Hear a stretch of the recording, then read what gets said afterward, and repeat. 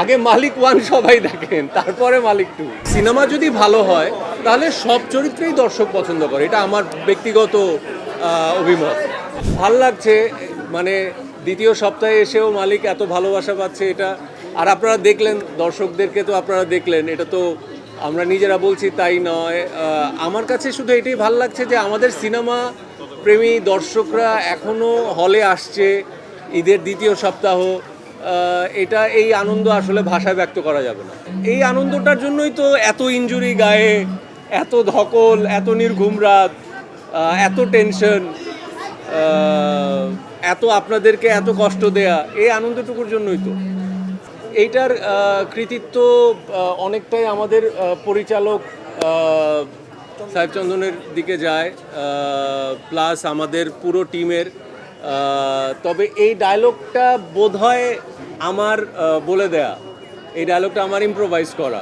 কতবার দিয়েছিলাম এটা তো মনে নাই, কিন্তু আমার মনে হচ্ছিল যে ছবিতে এই ডায়লগটা বোধহয় দর্শকের ভালো লাগতে পারে, গল্পটা যেরকম। আগে মালিক ওয়ান সবাই মিলে দেখেন, তারপরে এগুলো নিয়ে বলবো। আগে মালিক ওয়ান সবাই দেখেন, তারপরে মালিক টু।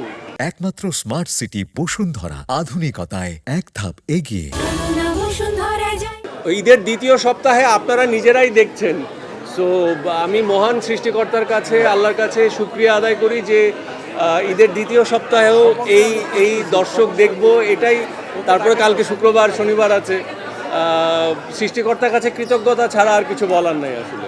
এই কথাটা পুরোপুরি সত্য কি না, কারণ যখন ছুঁয়ে দিলে মন আসছিল কিছু বছর আগে, অথবা কিছুদিন আগে 19-20 আসছিল, তখন আবার ওটাতেও পছন্দ করেছে।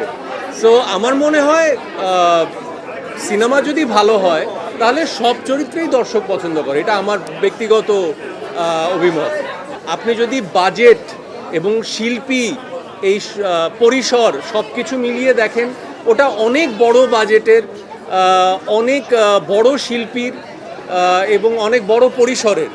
সেখান থেকে আমি কোনো অবস্থাতেই আপনি যেই ছবির কথা বললেন, সেই ছবি ভাইয়ার ছবির সাথে এই ছবির তুলনা আমার মনে হয় যায় না আসলে। ওটা একটা ধরনের ছবি, ওটার বিনোদন এক রকমের, ওটা বিনোদিত হচ্ছে দর্শক ওটা দেখে।